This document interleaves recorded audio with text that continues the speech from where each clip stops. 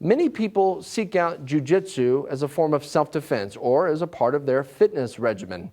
As Raymond Campos reports, some law enforcement officers are training in Jiu-Jitsu to try to save more lives.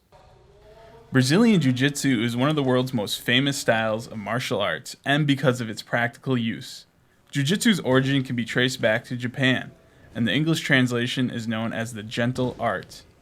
The reason that Brazilian Jiu-Jitsu is gentle is because it utilizes submissions instead of strikes. Without strikes, without having to use any impact strikes, it's knowing how to control someone and submit them. The sport has come far, both figuratively and literally.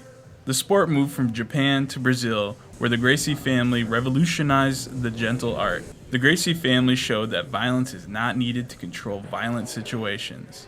They would routinely challenge the largest fighters to show the effectiveness of the art. Today, Brazilian Jiu-Jitsu is taught at Prodigy Martial Arts in Blaine and is used by local law enforcement who want to learn how to control violent confrontations. One of the owners here, he's been doing Jiu-Jitsu for quite a while now, and I used to be big into lifting weights.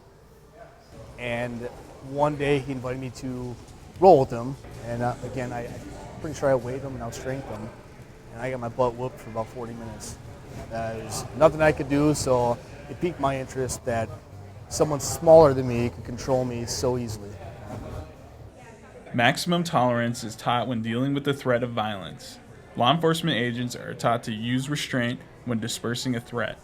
That threshold is different for every officer. I think it just creates a higher threshold for most people, where they start resorting to strikes because they're losing the control battle. So if we can peak and expand that threshold, I think that's the ultimate goal. And when you work a physical job, it demands you to put yourself and others at risk of injury. But with a background in Brazilian Jiu-Jitsu, the risk of injury is greatly reduced. One of the things about being in corrections is unfortunately you do have to go hands-on. One of the things I like about Jiu-Jitsu over a lot of the other martial arts is it's grappling, it's holding on, there's no striking. And so it really helps you when you have to grab and hold on to someone versus striking and all those other things. Not all enforcement officers receive the same amount of training. Some only get a few hours a year. A lot less nervous now that I've been training a lot more often. The downside of corrections is they rarely have time for training. I think they do 8 hours a year, and I do 8 hours every 2 weeks here. So it just makes me more confident that I don't have to worry as much.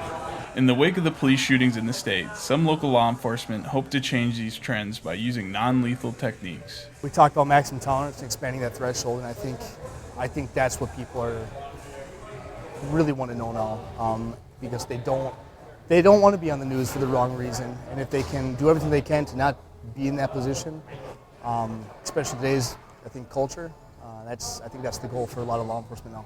For North Metro TV, this is Raymond Campos reporting.